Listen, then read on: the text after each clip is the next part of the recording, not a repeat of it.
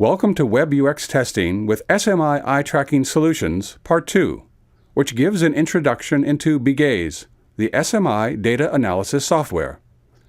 The BeGaze interface is split into two main areas. Up top is the toolbar for direct access to both file functions and analytical view selection. Below that is the View area. The initial view is of the dashboard, which provides an overview of the stimuli, gaze data, and subjects, as well as the experiment itself. Other views in use are available through the tabs located between the toolbar and the View area. I've loaded a previously run experiment seen in the upper left portion of the dashboard view. A new stimulus is automatically created for each URL. The dashboard also shows a list of all the participants of the experiment. Here we have 10, all color-coded. If I select one participant, I get more in-depth information in the associated panel to the right. Let's say the first thing I want to do is to get a sense of how a single participant viewed the selected stimulus. Click any desired participant and then choose Scan Path from the toolbar. BeGaze opens a new view showing the gaze path of the chosen participant. Thanks to the automatic scroll compensation, data from the entire web page, even any part the user must scroll to view, is automatically recorded and displayed as a single image.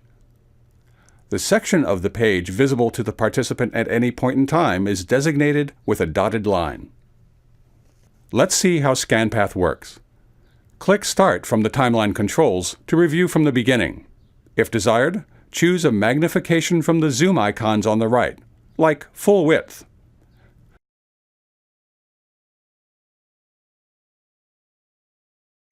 You can switch to a different participant or compare two or more just by selecting another subject. The color coding allows you to easily track each gaze pattern. If you have many participants, you may want to show the gaze pattern for only the last 1 or 2 seconds. For that, let's click Settings and set the trailer time to 1 second. And selecting this option will make the older fixations fade away and not just disappear. There is one more setting highly appreciated by usability researchers, the Fixation Counter that shows in which sequence the fixations occur.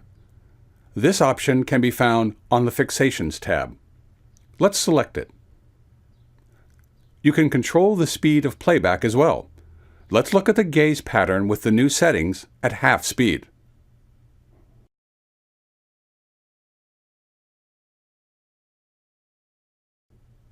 Whenever you want to switch the displayed stimulus, you can easily do so by clicking on Change Stimulus and selecting a different one. Because the data was recorded with the optional SMI observation package, you can open the webcam panel to see and hear the participant's reaction during the experiment while simultaneously reviewing his or her scan path. I'll close it for now. As seen with the scan path, you can show data for one or more participants in a single trial. To view the entire experiment from one user's perspective, use Gaze Replay.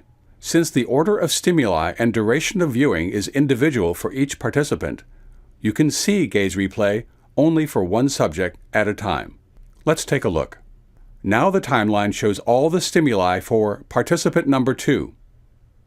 I'll move the video cursor to a segment I'm interested in and then change to a 1:1 magnification so that you can see the gaze path.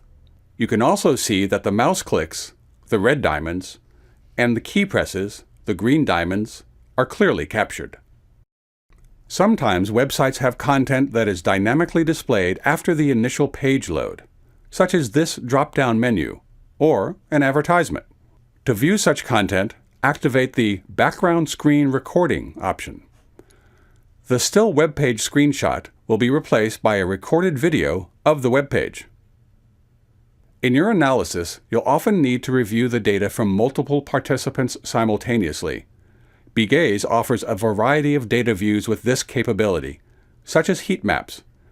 Here's the heat map from a previously selected participant. I'll zoom in a bit so you can see more clearly. Now, let's select multiple subjects. With the addition of each participant, BGAZE refreshes the display to show an aggregate heat map. Not only can you see a static view of the heat map at any point during the experiment, you can also review the dynamic playback through the timeline. Over time, specific hotspots, areas that receive the most attention, are revealed. You can at any point export the current view as a video or image, or save the image to the clipboard so that you can quickly add it to your report. Simply select the desired option from the menu and follow the instructions. This concludes the introduction into BGAZE.